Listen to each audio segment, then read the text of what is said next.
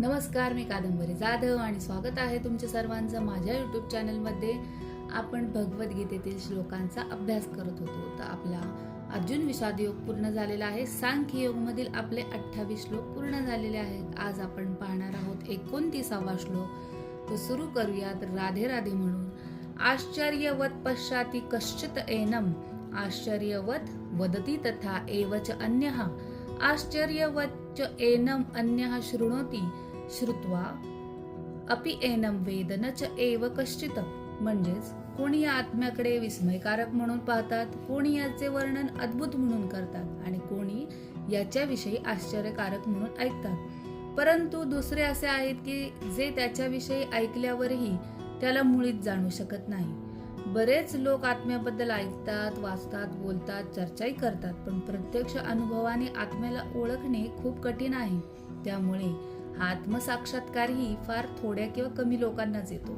तसेच इथे असेही म्हटले आहे की भौतिक शक्तीने मोहित झाल्यामुळे लोक इंद्रिय तृप्ती करण्यामध्ये इतके मग्न असतात की आत्मज्ञान प्राप्तीसाठी त्यांच्याकडे फारच कमी वेळ असतो किंवा नसतोच असं म्हणावं लागेल. जीवनार्थ संघर्षामध्ये आत्मज्ञान विरहित सर्व कार्ये व्यर्थ ठरतात, ही वस्तुस्थिती आहे. थोडक्यात असं म्हणता येईल की आत्मज्ञान नसलेलं जीवन म्हणजे दिशेविना धावणं आणि आत्मज्ञान असलेलं जीवन म्हणजे जाणीवपूर्वक जगणं.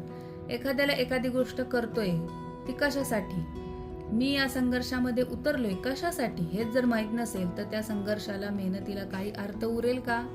योग्य दिशेविना काम करणं म्हणजे हवेत बाण मारल्यासारखं आहे. त्याचप्रमाणे कुणाला आत्मा हे नाव माहीत असेल पण त्याच्याबद्दल बरेच जण ऐकतही असतील पण फक्त श्रवण करून पुन्हा विसरले किंवा एका कानातून ऐकून दुसऱ्या कानातून सोडून दिले तर ते या ज्ञानाविषयी मुळीच जाणू शकत नाही.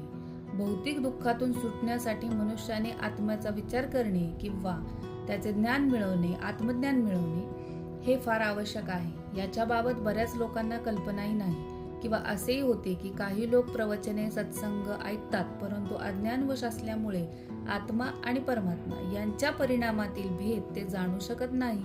व इथे म्हटलेले आहे की काही ठिकाणी दिशाभूलही केली जाते. परमात्म्याचे स्वरूप, आत्म्याचे स्वरूप, त्यांचे कार्य तसेच त्यांच्या परस्परातील संबंध यांचे पूर्ण ज्ञान असणारी व्यक्ती आढळणे अत्यंत कठीण आहे. आत्मज्ञानामुळे होणारा वास्तविक लाभ आणि आत्म्याचे स्वरूप विविध मार्गाने समजावून सांगू शकणारा मनुष्य सापडणे हे त्यापेक्षा दुस्तर आहे. पण जर एखादा मनुष्य कोणत्याही प्रकारे आत्मज्ञान जाणू शकला तर त्याचे जीवन सफल होते. आणि हे जाणण्याचा अत्यंत सोपा मार्ग म्हणजे भगवान श्रीकृष्ण यांनी भगवद्गीतेत सांगितलेल्या उपदेशाचा कोणत्याही इतर सिद्धांतांमुळे विचलित न होता स्वीकार करणे हा होय. आणि याच्यामुळे आपण केवळ आत्मज्ञानच नाही तर भगवंतांनाही खूप चांगल्या प्रकारे जाणू शकतो. हाच होता आपला 29वा श्लोक. याच्यावरून काय अर्थ लागला, स्पष्टीकरण जे मी सांगितलं ते एवढंच मला कळालं. तुम्हाला कसं वाटलं नक्की कळवा. याच्यावरून काय लाईफ लेसन मिळतो ते आपण पुढच्या व्हिडिओमध्ये बघू. तोपर्यंत राधे राधे, धन्यवाद.